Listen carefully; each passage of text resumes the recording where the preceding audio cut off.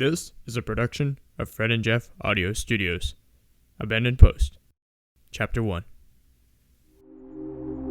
Once again, whether you believe this or not is up to you, but the events that occurred and the people that made this impact is true. To anyone, this is the impossible, because it never happened. I believe that after I explain, you will begin to understand. What I am about to tell you will change your perspective forever. Life was a tragedy. Odds were against all. We had lived normal lives up until the disaster, something everyone had tried to forget. After a while, anything pleasant felt like a curse, a false reality, and a reminder of what once was.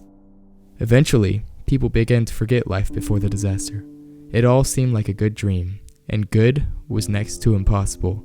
Life and hope had been lost and forgotten. But when a river runs dry, there is always a storm brewing so great that the river would roar again like it used to in its golden days.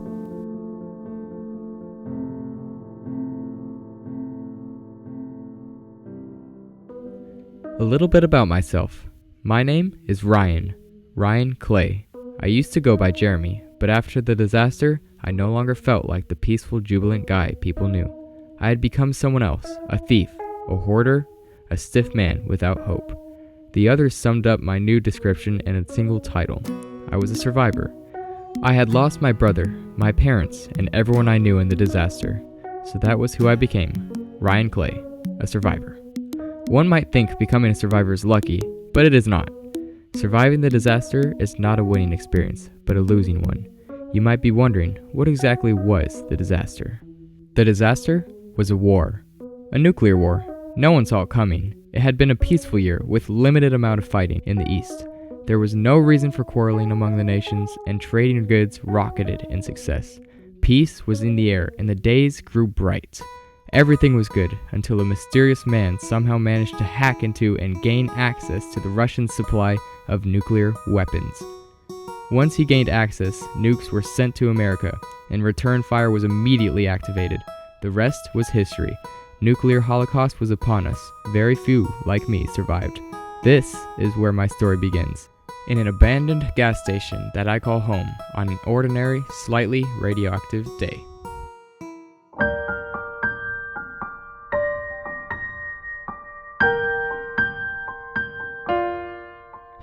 Alright, today I have to check the shelf barricades, reinforce the window bars, and double check the food supply.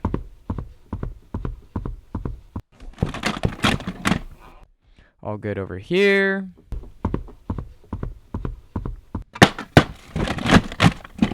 All good there. And all the food is good too. I guess lookout is the post for today. But first, I must not forget about Chuck. Chuck was an old blind man who lived in a makeshift shack near the gas station. No one ever took from him because there was nothing to be taken. I felt bad for him, so I took it upon myself to bring him food every once in a while. It was all the kindness I could spare. He was also my only friend. Unless you're lost or have questions, you can scram, trespasser. I'm not sure I'm lost, and I don't have any questions, so I guess that makes me a trespasser. Oh, Ryan, come on in. I apologize for my aggression. I've been hearing constant rustling day and night and remain unsure if it's the wind or not. I can hardly tell the difference between night and day anymore. Thank you. No problem. You don't have to do this, you know. We all die eventually. My time to die should have been years ago, and you are the only one keeping me from it. At this point, the sooner I die, the better. Chuck, don't say that. You have... What is that noise?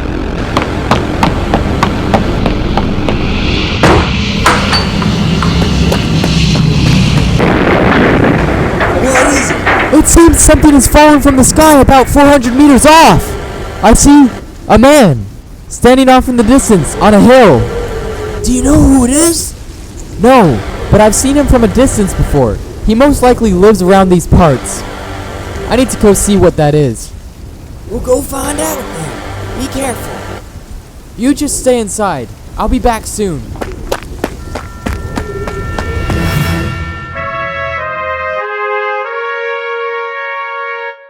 I approached the area where the collision was evident quickly and cautiously. This was the most amount of action I had seen in years. As I approached, the mysterious man did as well. Eventually, we both stood over a strange crater where something had fallen. It took a little bit for either of us to speak. Well then, that's the strangest thing I've seen in weeks. It sure is. Who are you? I'm Ryan. And you? The name's Timothy Baltoa. Nice to meet you. Oh great, now it's mad at us.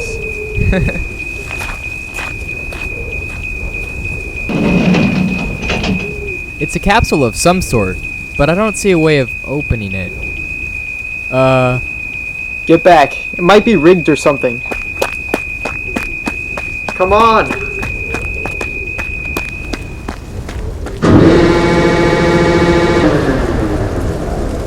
Well, that was anticlimactic.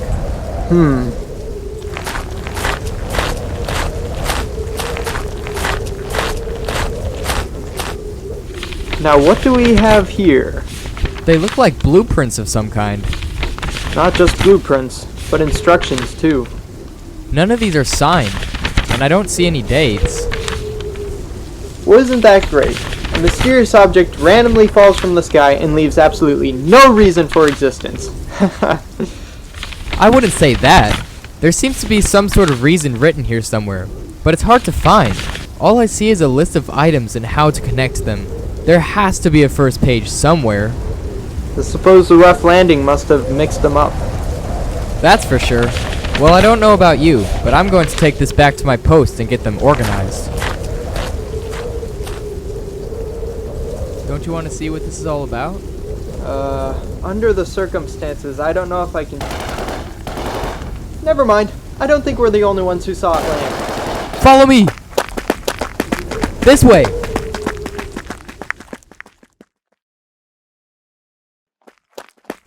Right through here. Wait, you live in an abandoned gas station? That seems quite dangerous. Hey, at least I have good food supply. Of junk food. Whatever.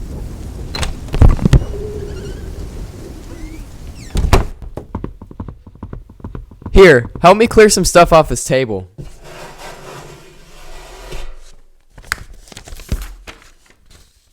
Let's see what this is all about. What do you suppose a hydraulic particle projector is? I'll help you find that out after I figure out what a compound reaction stabilizer is. My goodness, there's a page full of complicated and unrecognizable equations. This is madness. Hold on a second. The pages are numbered. Yeah, I just noticed that too. Here's page 1. Oh, great. Even the title has some sort of mysterious language on it. Of course. What? I actually might know of someone who could figure this out. Well, what are we waiting for? Let's go find him. Are you sure? He can be quite the character sometimes. He can't be that strange. Where is he? I will have to show you. Follow me.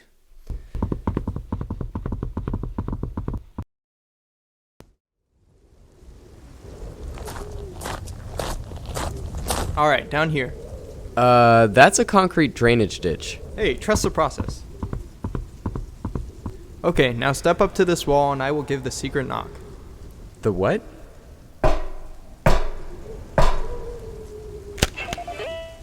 Wow, the guy's got a keypad to his place? Yep, told you he was quite the character. Whoa, a secret staircase too?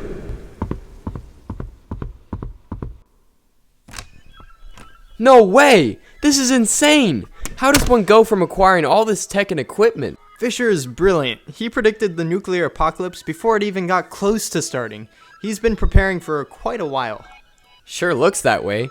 What does he even need all these computers for? He says they helped him figure out when something like an apocalypse would occur, which is true, but I think there also is emotional support. Sometimes I will catch him down here just putting equations into his computer, just for the fun of it. Okay, now I'm convinced. This man is off the rails. Hi. And there he is. Oh. Hey, Tim. What brings you here to this fine, catastrophic day? Well, a mysterious capsule fell from the sky that held strange papers written all over in different equations and another language. Ryan, whom I met by the capsule, thought you could take a look at it. Certainly sounds intriguing. Here. Oh my goodness! What? What is it? I can't believe this! It's officially begun, hasn't it?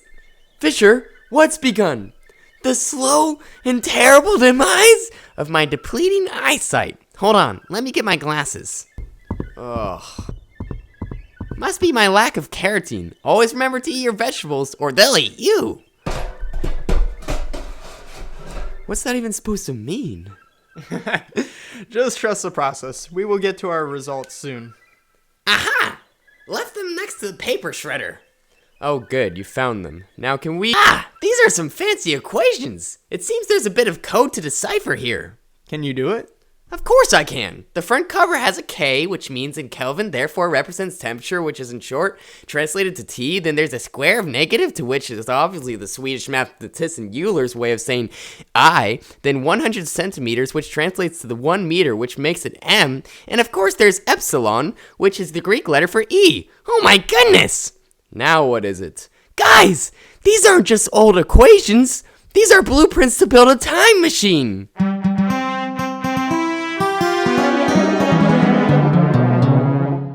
There's no way. It's not possible. But it could be. And if it is, we could go back in time and stop the apocalypse from even occurring in the first place. Hey, what are you doing? Back to my post. I can't believe I let myself become so excited. Wait, Ryan! Well, some friend you got there. Sure was strange. He was strange? Have you ever looked at... I guess I'll go continue restocking the beehives. Now I've lost both of them.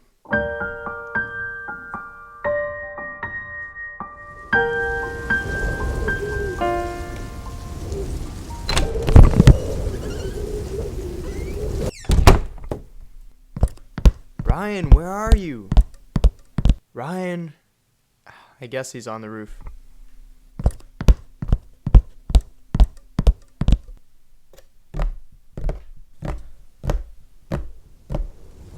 Aha, there you are.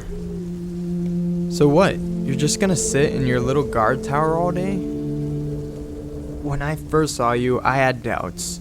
I doubted you wanted to help for the greater good, and I thought you might only want to serve yourself.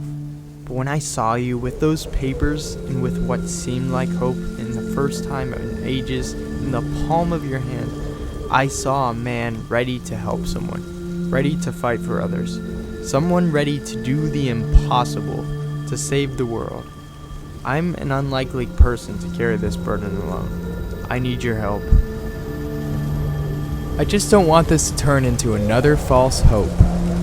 I know, but it's worth a try. And who knows? What if we do end up saving the world? Will you just be going around all sad and regretful? Of course not. So it's worth at least a try. Will you at least try? Fine. Let's just look at our next move and see what we need to do. Thank you.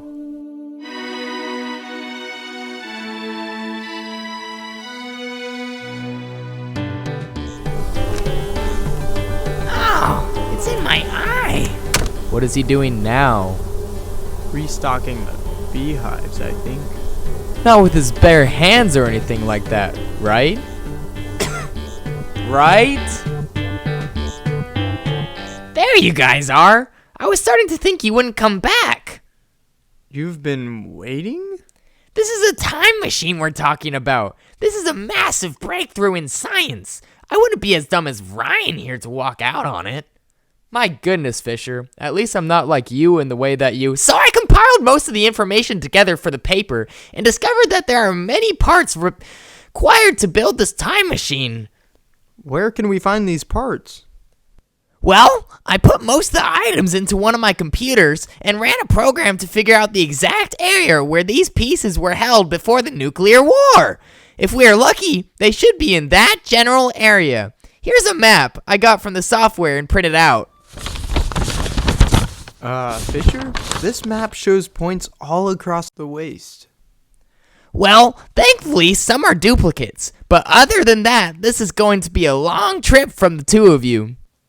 Whoa, whoa, whoa. You're not getting out of this, Fisher. We need your help assembling the time machine as we go. Plus, you have a lot of helpful knowledge that would be useful. I don't know. I like my bunker. My computers need me. Come on, Fisher. You said yourself that a time machine would be a great scientific breakthrough. I said I would assemble it here. You guys go on without me. I'll be here when you need me. Oh, you stubborn little... Come on, Ryan, let's go. Fisher is too set on his home. Thank you. No, I'm not leaving without him. He is necessary for this to work. What? Fisher, you have been down in this old bunker for too long.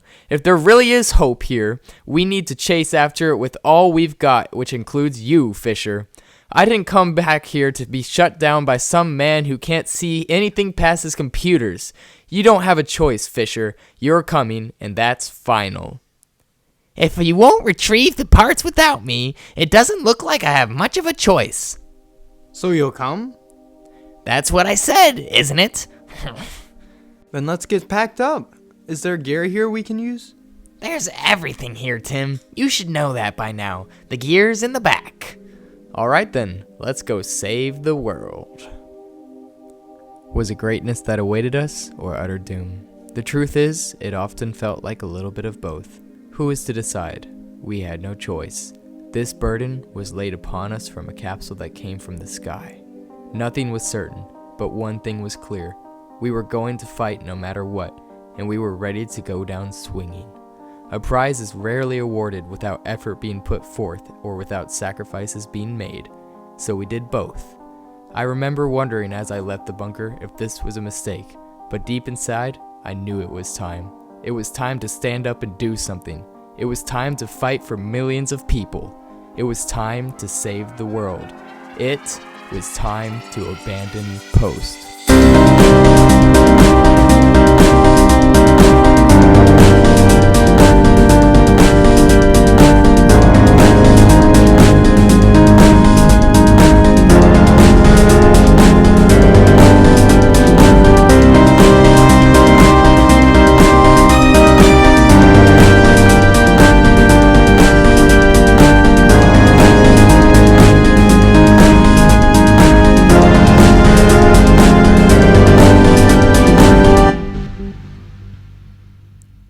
End of chapter 1.